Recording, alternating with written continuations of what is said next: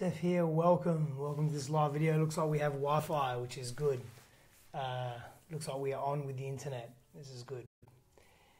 Welcome to this video. Hoping you are exceptionally well. Hoping that you are able to hear me with clarity, that you are able to connect in. Let me know if you're here. Place your name in the comment box. Actually, you don't have to place your name. Just give me a wave, give me a hello. Let me know how you're feeling. Place a number 1 in the comment box to let me know that you're here. And of course, it is wonderful having you here.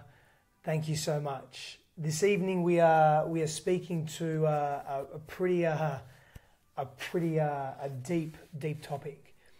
And in the title, I've said, I've made mention to, ladies, tag your men. Chris, hi, how are you?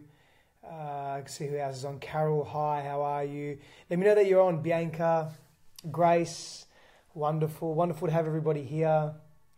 Carol, hello. It's I said, ladies, tag your men, and men grab a seat. Of course, the reality is that this is for everybody. This is for those that are wishing to deepen their relationships, that are wishing to connect and hey Matt, how are you, brother? Good to have you here. That are wishing to connect deeper, that are wishing to be in greater sacred union in their relationships, and not only in their relationships, in their erotic or intimate relationships with another, but of course their relationships to themselves. And that is the great power in, and the great authentic power in understanding ourselves in relation to our greatest values and what is most important to us. It is so imperative that we begin to really break down and really go deep within the self to understand the various layers and the various expressions of self, in order then to be the grandest version of self in relationship to self, of course, but in relationship to the world, and that includes everything and anything.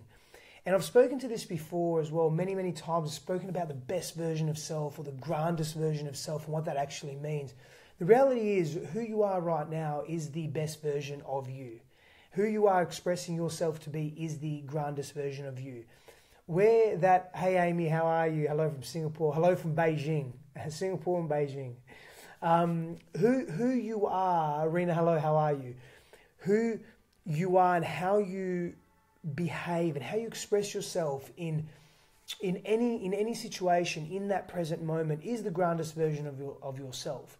Now, the more present we can be to the now, and the more present we can be to ourselves, and the reason why I'm mentioning this is because there's great importance here with respect to intimacy and vulnerability, of course.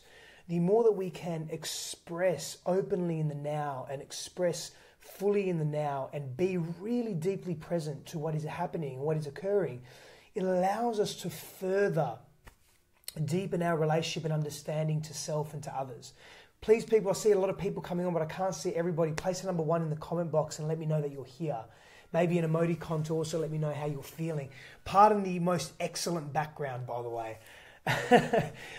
The background isn't exactly awe-inspiring.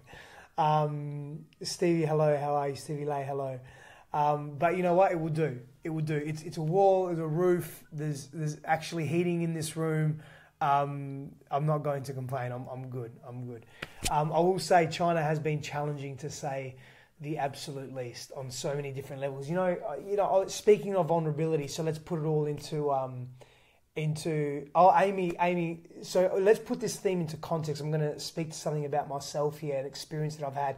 Paulette, welcome. And just to respond to Amy's, Amy, that's really deeply intuitive of you, your comment. This is an epic theme, write about it.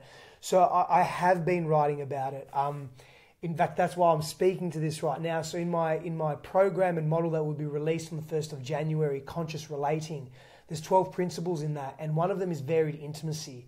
And also what ties into this model of conscious relating, which is really about enhancing, improving and evolving, deepening our relationships to ourselves and to our intimate partners and to others by following these 12 principles, by embodying these 12 principles. One of them is intimacy and another is vulnerability. And vulnerability has its own 12 principle model as well. It's really deep stuff, explorative stuff. And I've just been writing quite profoundly today on intimacy. So really, really exciting. So very intuitive of you, Amy. So I've been typing, should I say, not writing, typing a lot to intimacy today, and the importance of intimacy and what that means in our lives and in our relationships. And I'm finding that the more I delve into this intimacy and vulnerability, the more I realize how fucking important it is in relationships, and how important it is in understanding the various layers and aspects of self as well. So it's crucial for our well-being, and it's crucial in allowing us to transcend old behavioural patterns that no longer suit us and serve us. And by transcend, I don't mean to leave behind and forget. I mean to evolve beyond, to grow through and take the teachings of that state, of that experience, and bring them into the next phase of our expression or our existence. So to speak to the theme, thank you, Amy. Thank you so much. I'm really excited about this program, actually, the Conscious Relating program and the Vulnerability program as well. There's a cool name to the Vulnerability program that I'm sort of keeping under wraps just for now. And there's a series that's aligned with that. I've been really creating so much the last couple of months. I've been very excited and very inspired and very grateful to be able to do so. But to stay in line with the vulnerability theme. I've been in China for a week. I'm here with a client of mine. He's a good friend of mine. Wahen Hao, Sky, how are you? So he's a good friend of mine, and he's been invited to a tournament. He's a martial artist, a professional martial artist, international fighter, multiple world champion, and he's been invited to an international tournament here. And it's really, the environment's really challenging. It's super, super fucking cold. There's a number of things that aren't exactly in alignment, and that's not the issue. The issue is that the external environment is challenging me deeply, and it's being a catalyst. It's actually a catalyst for deeper exploration of self. But no, I'm purposely growing my beard, Sky, to keep me warm in the cold in China. They have razors here. It's 1.36 billion people. They definitely have razors here. So it's bringing out this stuff, these old patterns and these old behaviors and these thoughts and these sequences in feeling and thinking and observing the world. And what I'm then finding is that my thoughts, which of course I'm so well aware of, are then impacting my reality or my external, my physical reality. And it's affecting my life, and it's causing me to go really deep into a number of different areas of life. And it's challenging. It's bringing up a lot of stuff. It's bringing up a lot of pain. It's bringing up fear. And dealing with that fear in an environment that is not conducive to being inspiring and being supportive is really challenging.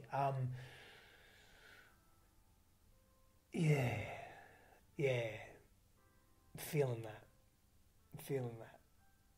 Give me number 2 in the comment box if sometimes you've immersed yourself in a particular physical environment and it's brought up a lot of angst and pain and fear. A lot is an arbitrary term, but it's brought up it's brought up stuff. Jada, what's the fear? What are the fears, Jada? Plural. So the fears, again, it's not the environment. The environment is a catalyst. I want to be really clear on that. I can deal with stuff in the environment. I can deal with difficulty and the challenge in the environment. That's not too much of an issue. But it sort of puts me in a negative frame of mind, and it forces me almost to be really vulnerable with myself. And it forces me to have to go really deep and explore these fears that Jada's mentioned or Jada's queried about. And I suppose the fears, the most prominent fears are fears of scarcity, fears that there's not enough, fear that I'm not enough, fear that am I doing enough? Am I being enough? Am I in enough doing energy? Am I even in enough being energy? Am I being the person that I truly wish to be? And am I living in abundance? So it's bringing up these fears that, because I've been in my life where I've experienced scarcity, and of course, have I experienced complete destitute where I've been malnutritioned, or I've been on the streets for years on end without a home or a roof or shelter? No. But I've experienced various degrees and levels of scarcity in my life. And it's like it's bringing me back to those places. And it's fucking scary. Like it's the fear, around all that, but knowing intellectually that I'm not in that place of scarcity, knowing that I'm actually in a place of abundance, I'm actually in a place of opportunity and access to resources.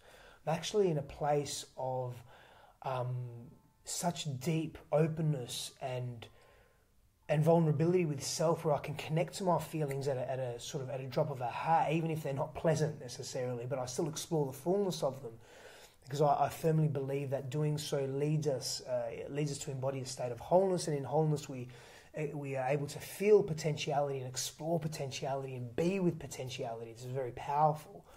So those are some of the fears that are coming up. And our mind, that's right, Emily. Our mind it's playing tricks on me, and it's like, but I'm not this, but I am this. And then my external world begins to reflect some of that scarcity mentality or some of those fears of not being enough, and it almost verifies it. And then a loop occurs, and this loop keeps occurring and occurring and occurring. And what it leads me to is that there's still remnants of some stuff there. And I just need to go deep with that. I need to go deeper with that. I need to explore that. I need to explore the shadow elements of that, the shadow within the shadow almost, so to speak. And these that's right, Ems. It's an ingrained program that I've developed, obviously, growing up, and it's compounded and it's affected my neurology as well. So my neurology quickly responds to those thoughts or those thought patterns. So it's about breaking the cycle of that. And I've got tools to do that, but because I choose to be with that stuff, because I choose to be with these thoughts, it becomes a little bit debilitating. It becomes probably a little bit more debilitating, actually. It becomes really disheartening, and it's like one of those, And I've Emily, those tools I provide them in my programs. I get into them, and they help, and they work, and eventually, like, we're all on a journey, and we get to a point where when this stuff comes up, we work with it, and for me, I allow myself very consciously to be in this, to be in these states of fear or fears, and to feel the pain, to be with it, and at the end of it all and through it, it's I'm more than okay.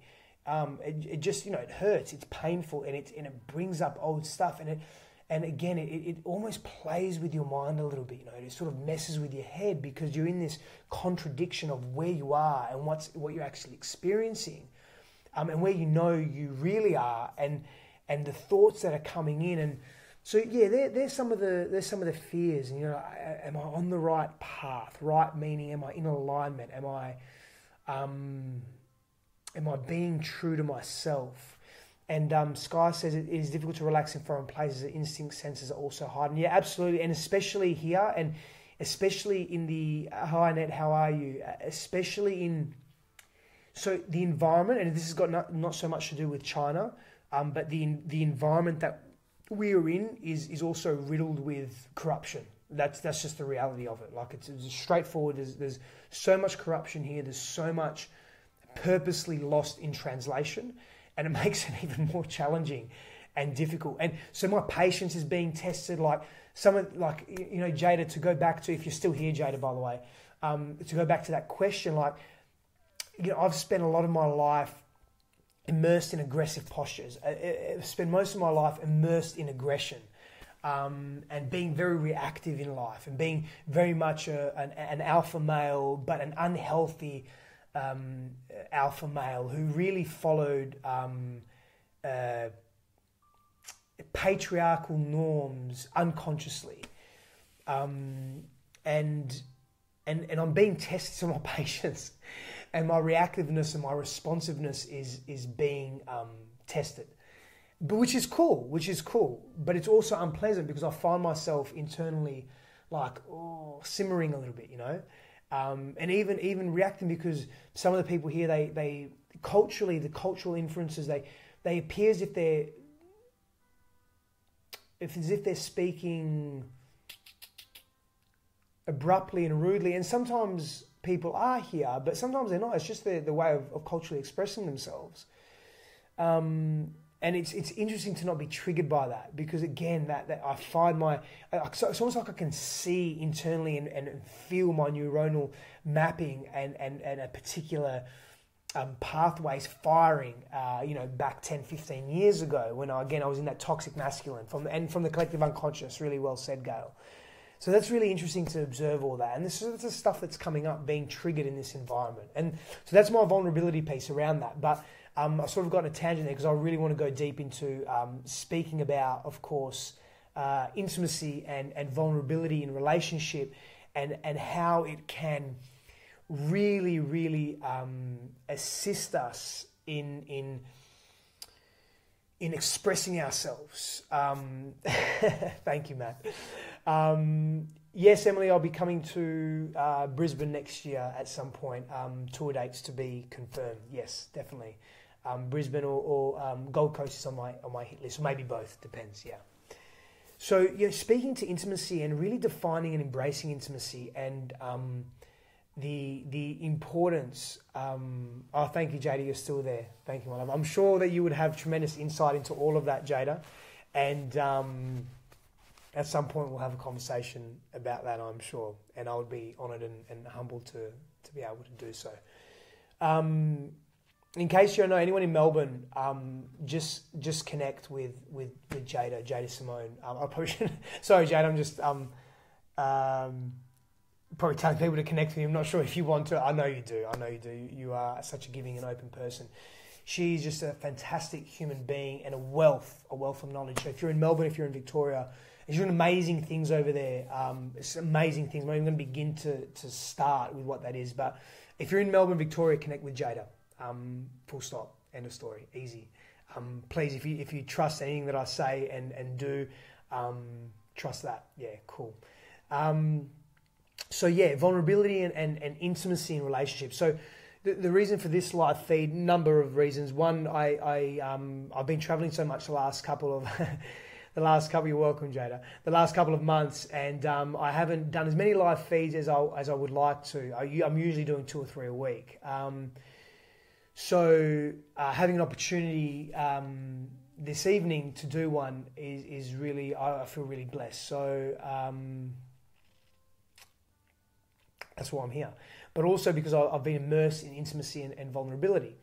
So tell me something, people, please. Tell me how important, on a scale of 1 to 10, 10 being super important and 1 not being very important. Where do you perceive intimacy and vulnerability to be on that scale in relationship? How important is it for relationship to flourish, to grow, to become, to transform, to transmute, to just keep evolving and expanding and deepening? How important is vulnerability and intimacy on a scale of 1 to 10? Okay, so we've got, Emily has already given a number 10. Awesome, wonderful. Let's keep those numbers coming because I'm curious, because it will sort of guide the... Oh, thank you, Nikki. Thank you. Appreciate that. I'm still posting regularly, of course. It's just the live feeds because I really put myself in a state of preparation and I really give a lot of careful thought. 20, Nikki, awesome. Careful thought to the live feeds that I'll do. I want it to be so much value and I want it to be cohesive. And I mean, I don't prep them too much. It's just more of it's an energetic nuance that I'm speaking to.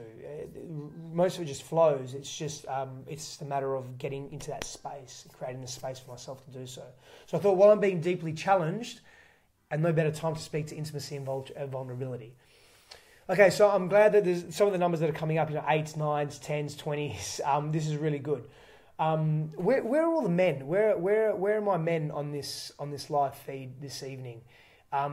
Give me a thumbs up, a fist, a peace. Let me know that, men, where are you? Are you here? Conscious men, talk to me. This is really important because we're going to go down a path of intimacy and vulnerability and how important it is for men, because I've been working on 3 models, 3 programs actually, that are going to be released January the 1st, all in one hit. The Conscious Warrior program, which is teaching men how to be healthy men. Conscious Relating, which is all about evolving, enhancing, growing relationships and intimacy in relationships. Matt, brother, thank you. And Nikhil, you're here. Awesome. Another conscious man. Let us know you're here, brother. And the vulnerability model, again, which is deeply connected to, thank you, Chris. You always watch the replay, no problem. Which is deeply connected to the conscious relating. So I'm really working on those 3 models. And the conscious warrior model, is really, we speak a lot to vulnerability, and that's why I've integrated vulnerability into both the conscious relating and the conscious warrior model, which is specifically for men. And Emily says, social media and internet has changed relationships these days. It's like finding a needle in a haystack these days. Wish I was born in the olden days. Well, we can bring that back. And as part of the conscious warrior model, it's about bringing chivalry back as one characteristic or one expression that I believe is of great value in relationship. And also there are a number of other characteristics that men can express in relationship to be healthy men, yeah, and to be deeply respectful and mindful of their beloved and their partners, and also, of course, themselves. Ladies, conscious ladies, give me divine feminine goddesses. Give me a shout out. Let me know that you're here as well. Let me know that you're here in any way you wish. See who we have on here.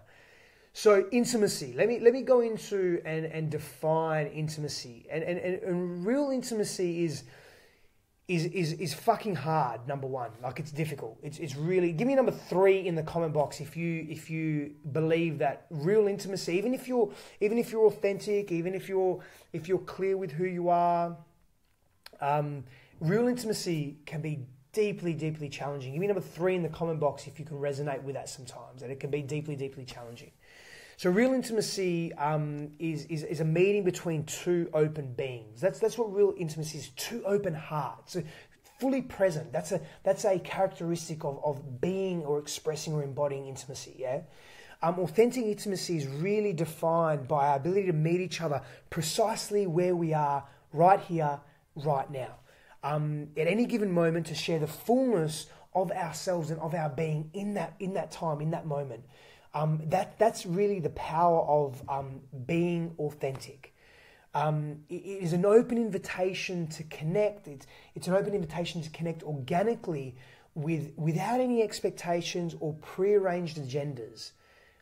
That's the power of real intimacy. So it doesn't demand conditions, coaxing, bribery, fallacy, expectations, masks, or alternative versions of self presented to fill a perceived void that we may have within ourselves. Authentic presence in intimacy simply asks us to present ourselves in that moment precisely as we are, for who we are, revealed, fully connected and fully present. That's the definition, or a part of the definition of intimacy. And it's all that is not worthy, or that we perceive to be not worthy within us, fades away.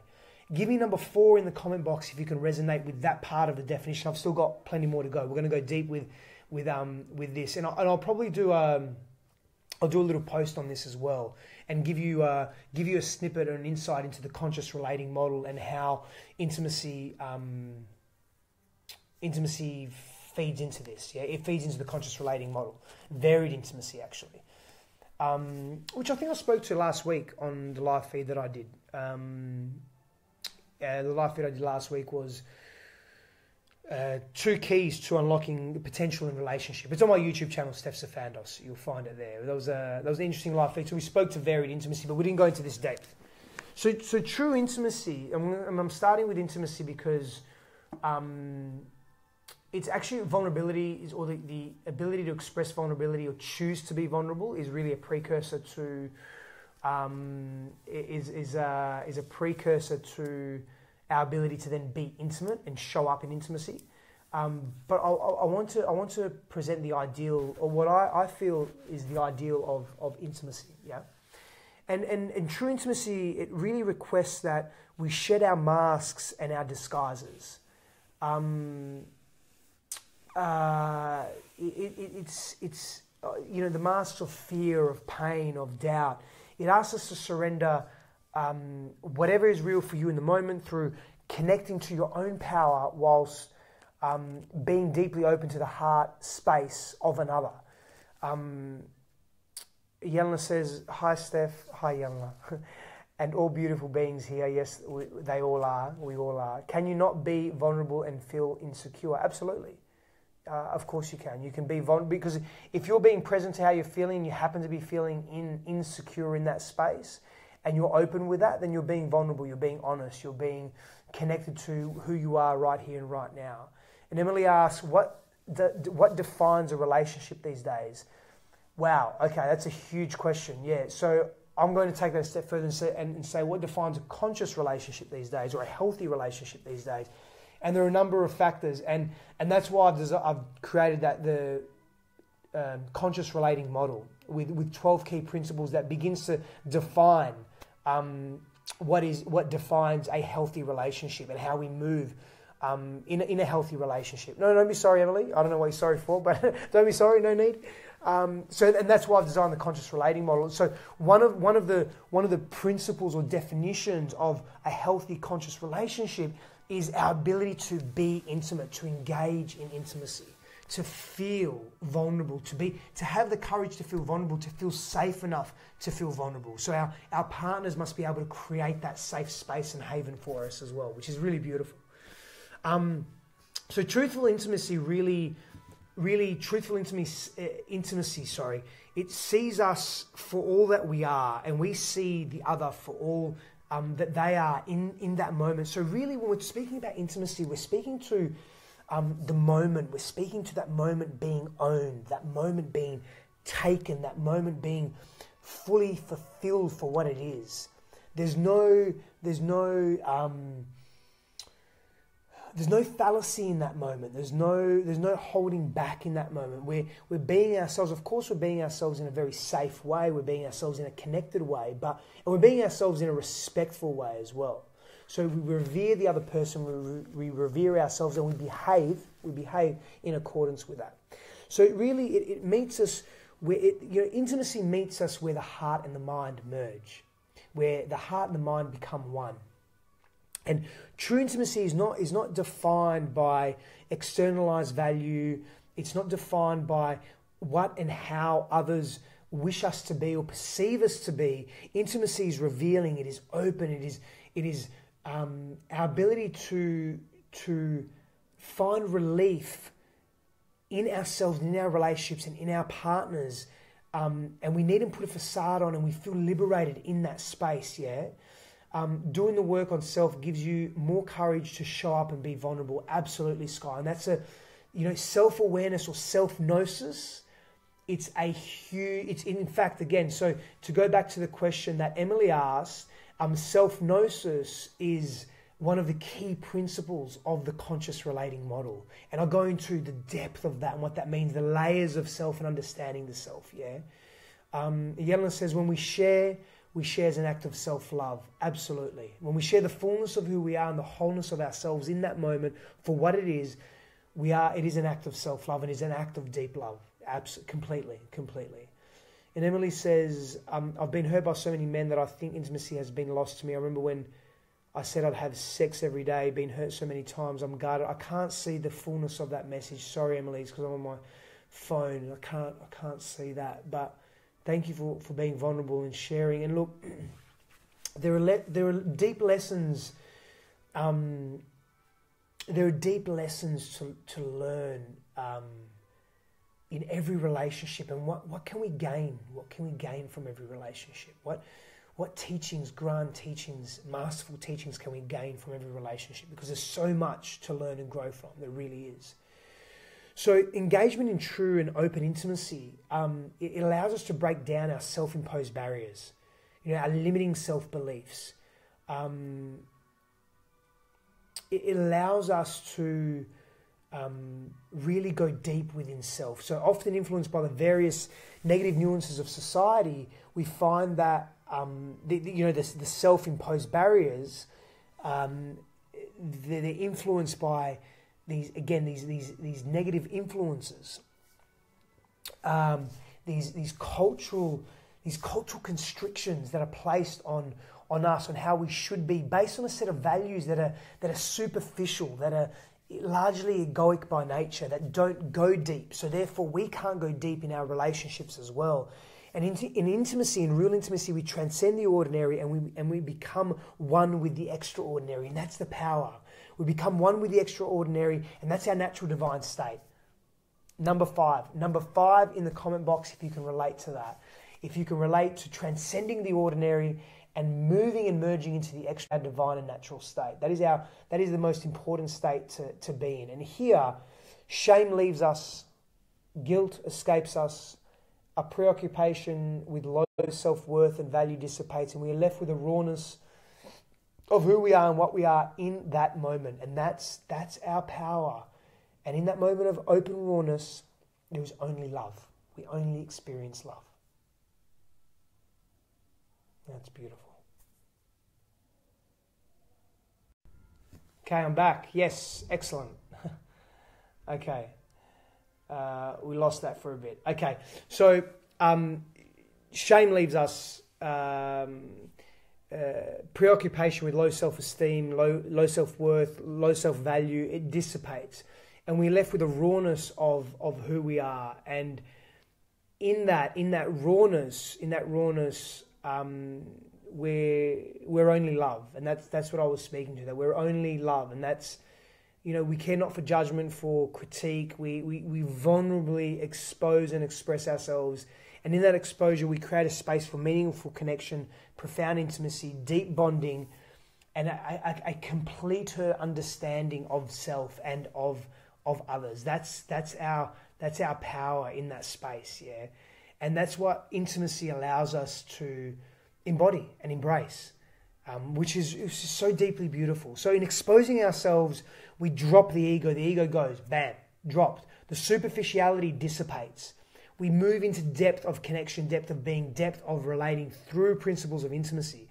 And again, all the depth of this is explored so much further in the conscious relating model and the conscious relating program that will be available on the 1st of January. Really exciting. Starting the 2018 with a bang.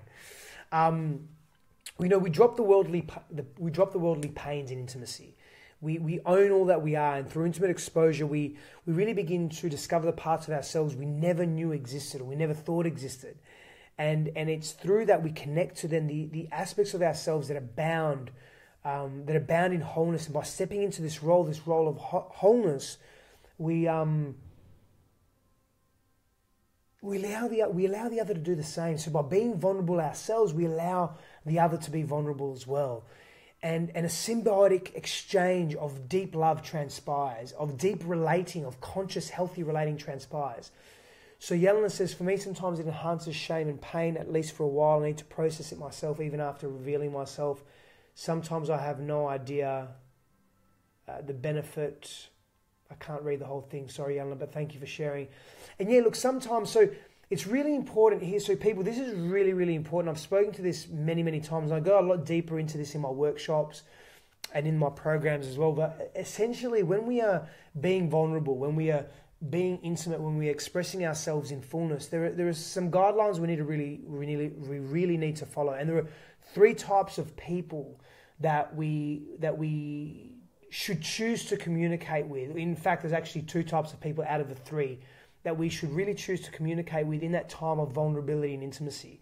First and foremost, we must surround ourselves with people that we trust, respect, and revere. That's number 1. And we need to surround ourselves with people that we trust and respect and revere so that they can mirror back to us in a safe way our vulnerable expression, which of course reinforces neuronal pathways and new neuronal mapping, the new connections that take place in the brain, but also new behaviors that are formed, and new attitudes and beliefs and expressive states that then come to fruition because we feel safe enough to do so. So there's some prerequisites that are associated with our ability to be intimate. We have to trust, respect, and revere people. And we need to choose very wisely who we spend our time with. And there's 3 types of people. So I won't go into it too deeply today in this particular live feed, but know that group number 1 and group number 3 are where we want to really spend most of our time with. And it comes down to effectively who we trust, respect, and revere. But there are layers and levels and depth to that, though, yeah, in those 3 types of people. So, to be seen, to be felt, to be known, to be heard for all that we are, for all of our nuances, for everything that we believe in, for what we like, what we dislike, about ourselves, our ugliness, our fears, our pains, all of that. To expose this openly is to be intimate, is to be vulnerable, to have this reciprocated, is to bond in sacred union, to see beyond the muck, beyond the bad, beyond the ugly and the horrible, and to still love endearingly, to respect endearingly, to love from the heart, to care from the heart, is to be vulnerable. It is to be beautifully intimate. That's the power of sharing intimacy. That is where we wish to be. And beyond this, beyond all of this, we bond and we merge with greater depth to ourselves and to others, in greater depth, in love and connection and bonding. And there is no show required. We needn't put on a show for others. We just are ourselves. There is no facade exhibited. We are who we are. You are simply accepted for all that you are in that moment, the here and now, without question, without hindrance. That's it. Number 6 in the comment box if you can resonate with that. Number 6 in the comment box if you can resonate with that. Where are all my number 5s at? We didn't get any number 5s.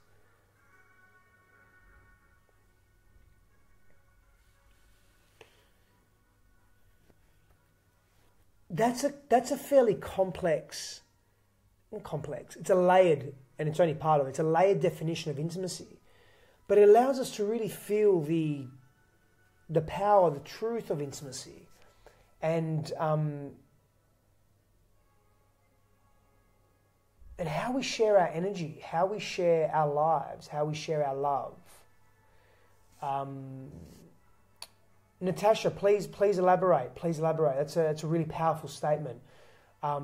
Is it that you don't believe the definition to be true, Natasha, or is it something else, an aspect of the definition or the embodiment of intimacy not to be true? Or can you shed some more light on that? Super interested on your thoughts and feelings on that. If you disagree or you don't believe that to be true, please elaborate. That'll be make for interesting discussion, because always looking to evolve the paradigm, always looking to evolve the expression, always looking to grow from that and add value to the embodiment of intimacy and vulnerability, of course.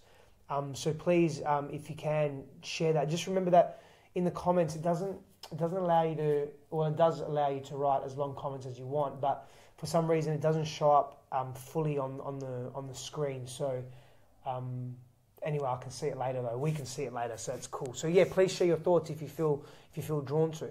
So, beautiful people, vulnerability essentially, really vulnerability in intimacy or being vulnerable in relationship allows us to express an authentic part of ourselves that really allows the other to see us for who we are. So what they do, and please trust me from really direct experience here, where I have not been vulnerable, I have not been open in previous relationships and in previous expressions of self, please understand that being you and who you are and expressing your nuances and doing that obviously in a safe environment with people that you can trust and you respect and you revere.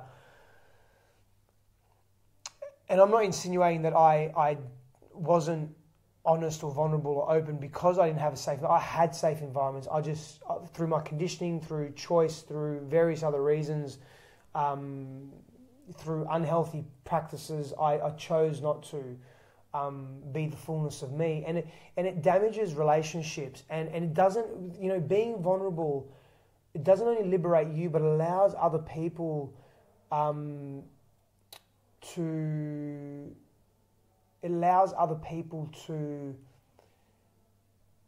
really know you for who they are, for who you are, and then allow them to make choices about where they wish to be, knowing the truth of what is going on. Jada, that's awesome. Can you briefly, I mean, people will look up solipsism anyway, but if you can briefly explain what that is for everyone, that would be awesome too. So Natasha says, I believe in love and fulfilling love, but I always give myself to others before myself, which is incorrect. Yep, I agree with that. You need to give to yourself first to be able to understand the context by then which you are giving as well. Natasha should completely agree with that. Yes, definitely.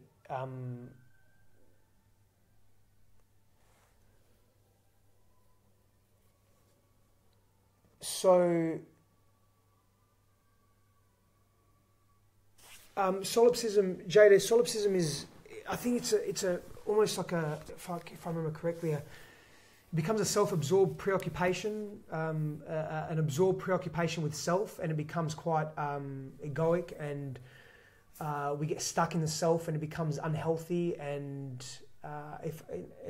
hyper selfish. If I remember correctly, correct me if I'm wrong, please. Someone look that up for me. Solipsism.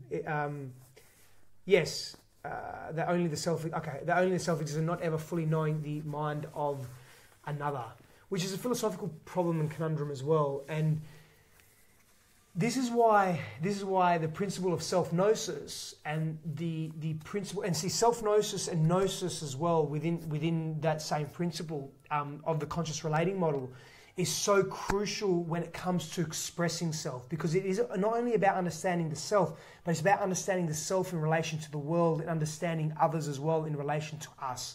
So we really begin to yes, I'm wrong, we need to love oneself. Okay, I'm saying that we need to love self, Natasha, so I'm not too sure, I'm a little bit confused, sorry. Definitely an advocate of loving self and revering self and respecting self and knowing self. So the whole process of self-gnosis and connection to self is about loving self and connecting to self and revering self and being with self. And Jada, so for people out there to read this out, make it a little bit easier in case the comments are going really fast.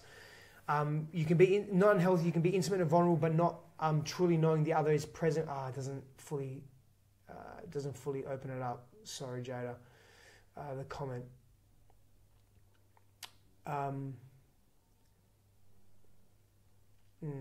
Sorry about that. I'm just looking for these comments to see if they open up more. No. Giving yourself without calculation is a gift, Natasha. It's your service. It doesn't feel fair and can be painful, but it is you. Don't hold back. I share this with. I'm going to assume you share that with a worldly element. And there's probably more to that. So effectively, these comments are really upsetting me this evening. They're cutting short, even after like half a sentence. Even if after a few words, which doesn't usually happen. So sorry about that. I'll apologise on behalf of Facebook's algorithms.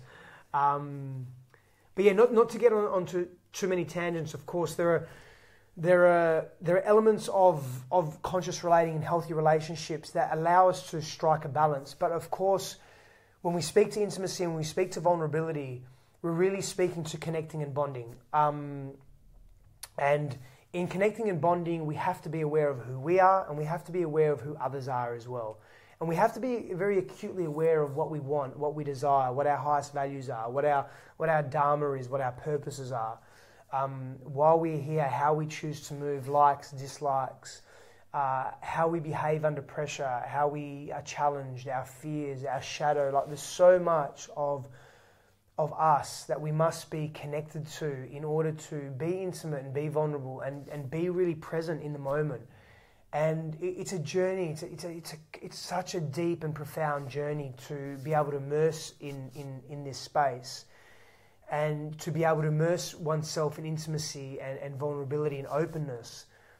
to the point where if we choose not to express in healthy intimacy and healthy vulnerability, we're holding aspects of self back, where we're not really allowing the fullness of expression to take place, and therefore we're not allowing ourselves to feel whole. We're not allowing ourselves to feel open, where we then move through the world in fracture and fragmentation. And of course, we deny the world of our wonder and our beauty and our magnificence, but we also deny ourselves of that as well. So if you can relate to that and resonate with that, number 7 in the comment box, please. Because that's a really important aspect of expressing vulnerability and intimacy. And again, to really hit this point home, it's around creating safety in your environment. And to create safety, you have to know yourself, be connected to self, and also know how to communicate openly, and how to communicate with clarity to the people that are in your sphere of reality. And that's where being connected to the mind of another is so crucial and so deeply important as well, because it allows us to connect just simply at deeper levels and at more profound levels of being and engagement. So vulnerability and intimacy plays a tremendous part in that, but it's supported and it's connected to so much more than just being vulnerable and open and being intimate. It's connected to a number of different postures and expressions and connection, understanding to self that allows us to really be this whole person, that allows us to move through the world in a very particular way. So why is this so important for men in particular? Men have been conditioned by large, and this is opening up a whole other conversation. And you know what I actually might do, people, is because we've been going for, I can't believe how long, wow, nearly 50 minutes already. So we've been going for nearly 50 minutes already. So what I may actually do is open this up in another live feed where I really speak to the importance of men having to be vulnerable, knowing self, the role that they play in relationship.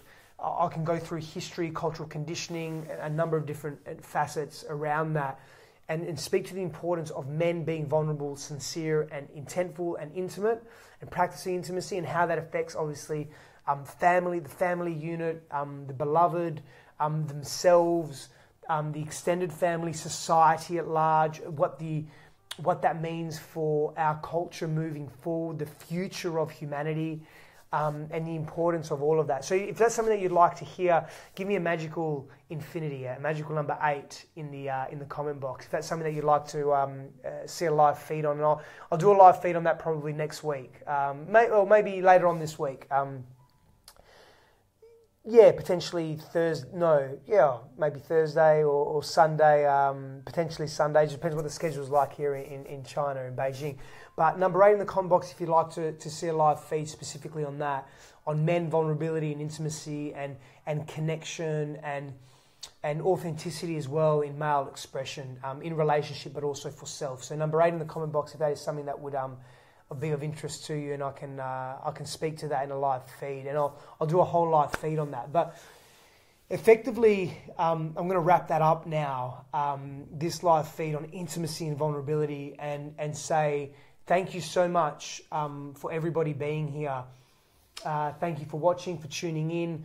Please share this video if it resonates with you. Share this with your loved ones. Share it on your wall. Just share. Also, just of note, I'm just doing some housekeeping. The next couple of months, probably early next year, I'll be going live from my business page, which is S.Sifandos Relational Alchemist. So please tune in there. I'll be going live from that page. It's of course it is live there now on that page, but I'll primarily go live from that page. So I'm making that transition. So just so you know, that's all. But yes, please share this video. Many blessings on your journey. Any questions you have, write them in the comment box. Tag my name in them, so in the questions or the comments, so that I can answer them directly. If and when I get a chance, I'll make a chance. Of course, I'll create space to do so, and we can have that discussion and open up that really important discussion on, or continue discussion on bonding and intimacy and relating, and how how it affects our neurology, how it affects our brains, our behaviors, our attitudes, our relationships, our well-being on so many different levels. So yes, please share, be safe, be well, and I'll leave you with this. I'll leave you with something. Where right now or in the next 24 hours can you practice safe intimacy and vulnerability with a loved one, with someone that you care about, with your beloved, with a friend, with a family member, where you can be completely vulnerable and open and feel and observe how that affects you, how that impacts you, how you feel. What are you observing internally when you express that? And the other is able to reciprocate that in a safe way, to mirror that, to hold that space for you, to be strong in their relating to you. That's your challenge for the next 24 hours. And if you can't find someone, perhaps journal. There is great power in journaling. It's not just a spiritual practice or a mystical practice. Tremendous brain integration takes place when we journal through avenues of our implicit and explicit memory and the way we reframe certain experiences and the emotional meaning that we add to those experiences, which affects and transmutes our neuronal pathways and our views and belief systems that can sometimes be limiting or hinder us in a particular way. Journaling can be completely revealing and expressive and relieving on so many levels. There's a lot that takes place in that space. So that's my challenge to you for the next 24 hours. Make it 48 hours. Give you a little more space and time to feel into and think about that. And I'll see you on the next live feed, and I'm pretty certain that the next live feed will be on maleness, masculinity, vulnerability, intimacy, expression, and how that's going to affect the future of humanity and our culture. Wishing you many blessings on your journey. Thank you so much once again for being here, and take care. Thank you.